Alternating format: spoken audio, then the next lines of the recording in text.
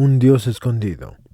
El Dios de nuestra fe, el que de modo misterioso reveló su nombre a Moisés al pie del monte Horeb, afirmando yo soy el que soy, con relación al mundo es completamente trascendente.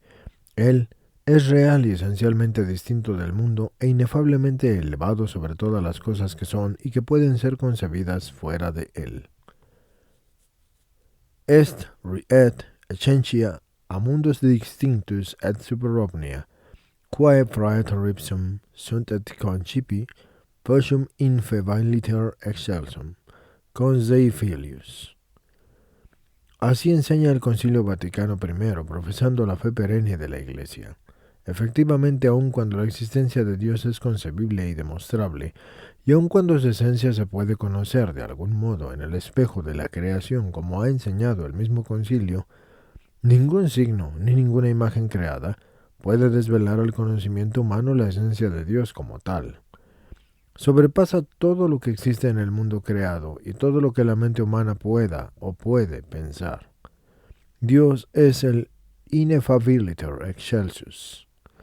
A la pregunta de quién es Dios, si se refieren a la esencia de Dios, no podemos responderla con una definición en el sentido estricto del término. La esencia de Dios, es decir, su divinidad, está fuera de todas las categorías del género y de toda especie que nosotros utilizamos para las definiciones. Y por lo mismo, la esencia divina no puede encerrarse en ninguna definición. Si en nuestro pensar sobre Dios con las categorías del ser, con minúscula, hacemos uso de la analogía del ser, con esto ponemos de relieve mucho más la no semejanza que la semejanza, mucho más la incomparabilidad que la comparabilidad de nuestro Dios con las criaturas, como también lo recordó el Concilio Lateranense, el número 4 en el año 1215. Esta afirmación vale para todas las criaturas, ya sean del mundo visible como para las del mundo espiritual, y también para el hombre, en cuanto creado a imagen y semejanza de Dios. Génesis 1:26. Así pues, la cognoscibilidad de Dios por medio de las criaturas no remueve su esencial incomprensibilidad, porque Dios es incomprensible. Como ha proclamado el Concilio Vaticano I, el entendimiento humano, aun cuando posea cierto concepto de Dios, y aunque haya sido elevado de una manera significativa mediante la revelación de la antigua y de la nueva alianza a un conocimiento más completo y profundo de su misterio, no puede comprender a Dios de un modo adecuado y exhaustivo. Esto sigue siendo inefable e inescrutable para toda mente creada. Las cosas de Dios no las conoce nadie, solo el Espíritu de Dios, y así lo proclama el apóstol Pablo en la primera de Corintios 2, versículo 11. En el mundo moderno, el pensamiento científico se ha orientado sobre todo hacia lo visible y de algún modo mensurable. A la luz de la experiencia de los sentidos y con los instrumentos de observación e investigación que hoy en día tenemos disponibles en un mundo de metodologías positivistas y de aplicaciones tecnológicas, esta incomprensibilidad de Dios es aún más advertida por muchos, y especialmente en el ámbito de la cultura occidental, porque han surgido así condiciones especiales para la expansión de actitudes agnósticas o incluso ateas, debidas a las premisas del pensamiento común a muchos hombres de hoy. Algunos juzgan que esta situación intelectual puede favorecer a su modo la convicción que pertenece también a la tradición religiosa, y podría decirse que universal, y que el cristianismo ha acentuado bajo ciertos aspectos que Dios es incomprensible y que sería un homenaje a la infinita y trascendente realidad de Dios, que no se puede catalogar entre las cosas de nuestra experiencia común y conocimiento común. Si verdaderamente el Dios que se ha revelado a sí mismo a los hombres se ha manifestado como el que es incomprensible, inescrutable, inefable, ¿tú podrías descubrir el misterio de Dios? ¿Llegarás a la perfección del Omnipotente? ¿Es más alto que los cielos? ¿Y qué harás? es más profundo que el Seol. Entonces, ¿qué entenderás? Esto se dice en el libro de Job 11, versículos 7 y 8. Así leemos en el libro del Éxodo un suceso que pone de relieve y de modo significativo esta verdad, porque Moisés le pide a Dios que le mostrara su gloria, a lo que el Señor le responde: haré pasar ante ti toda mi bondad, y pronunciar ante ti mi nombre.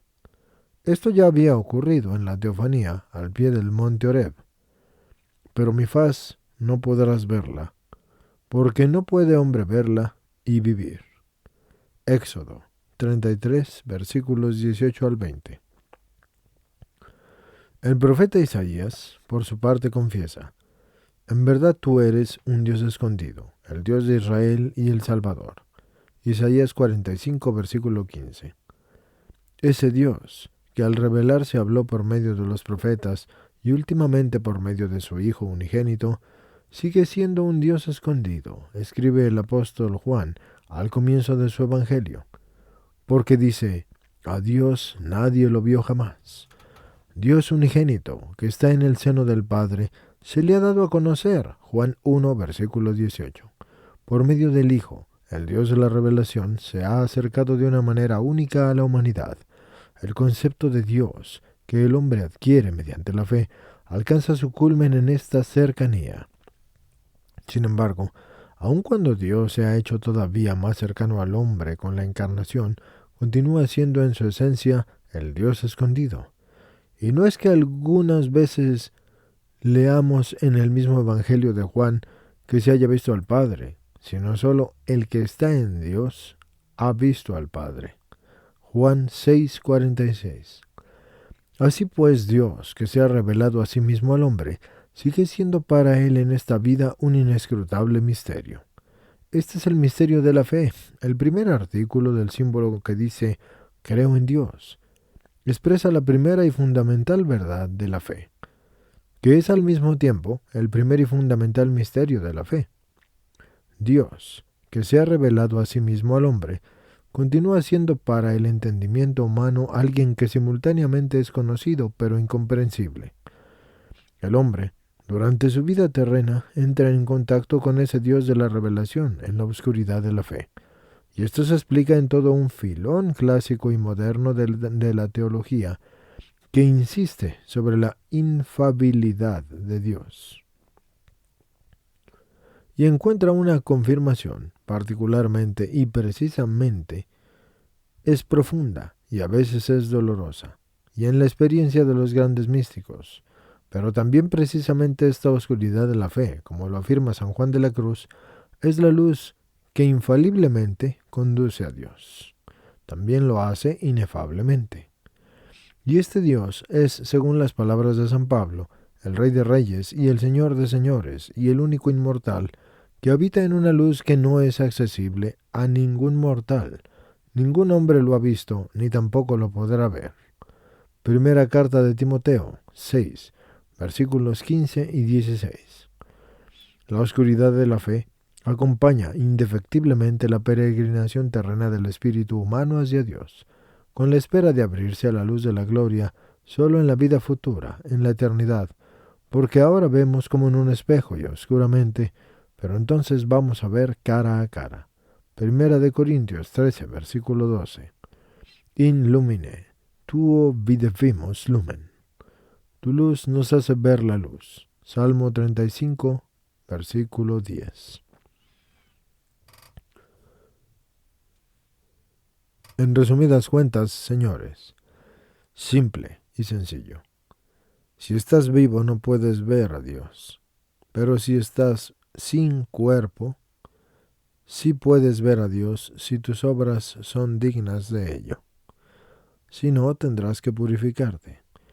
Y digo sin cuerpo porque el muerto es el cuerpo, uno no muere.